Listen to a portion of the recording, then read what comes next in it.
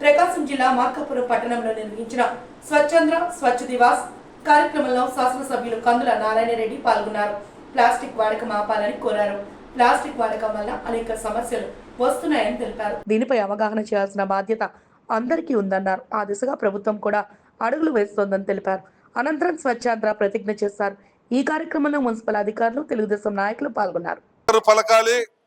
నేను నా పరిపాలన పరిశుభ్రత కొరకు ప్రతిరోజు కొంత సమయం కేటాయిస్తానని, నా వంతు కృషిగా స్వచ్ఛత కార్యక్రమాల కొరకు శ్రమదానం చేసి పరిశుభ్ర ఆంధ్రప్రదేశ్ సాధించే సంకల్పానికి కట్టుబడి ఉంటానని, ఈరోజు పరిశుభ్రత గురించి నేను వేసిన ఈ ముందడుగు ఆంధ్రప్రదేశ్ రాష్ట్రాన్ని శుభ్రపరచడంలో సహాయం చేస్తుందని నమ్ముతూ ఈ రోజు నుండి నా తోటి వారికి కూడా స్వచ్ఛత కొరకు తడి చెత్త, పొడి చెత్త వేరు చేయటంపై అవగాహన కల్పించడానికి ప్రయత్నిస్తానని, మన ఆంధ్రప్రదేశ్ ను స్వచ్ఛ ఆంధ్రప్రదేశ్ గా తీర్చిదిద్దేటట్లు నా వంతు కృషి చేస్తానని ప్రమాణం చేస్తున్నాను. ఈరోజు ప్రభుత్వం ఒక మంచి కార్యక్రమాన్ని ఇచ్చింది.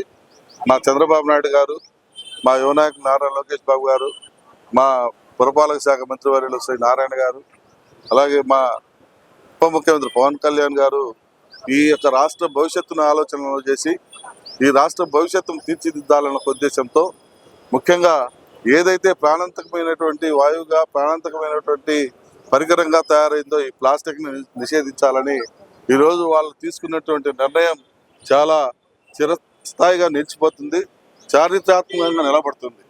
ఎందుకంటే ఈ ప్లాస్టిక్ వల్ల ఇటీవల కాలంలో చాలా మందికి మన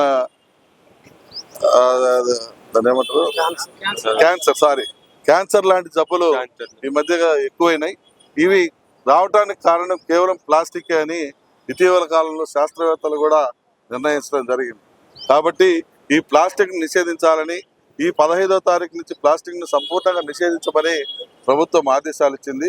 మా ప్రభుత్వం ఇచ్చిన ఆదేశాలని మా మార్కాపురం పట్టణ ప్రజలు, మా యొక్క నియోజకవర్గంలో ఉన్నటువంటి ప్రజలందరూ కూడా తూచా తప్పకుండా పాటిస్తుందని చెప్పి మేము తెలియజేస్తా ఉన్నాం. తప్పకుండా ఈ యొక్క ప్లాస్టిక్ నిషేధించి ఆ ప్లాస్టిక్ ప్లేస్ లో మెక్నా వాళ్ళు తయారు చేసేటువంటి క్యారీ బ్యాగ్స్ ఇటువంటి మేము డెవలప్ చేయించి వారికి కూడా జీవనోపాధి కల్పించే విధంగా చర్యలు తీసుకొని ఈ ప్రాంతంలో అన్ని వర్గాల వారు సంతోషంగా ఉండేలా చూసుకునే బాధ్యతని చేపడతామని ఈ సందర్భంగా మాటిస్తా ఉన్నాం.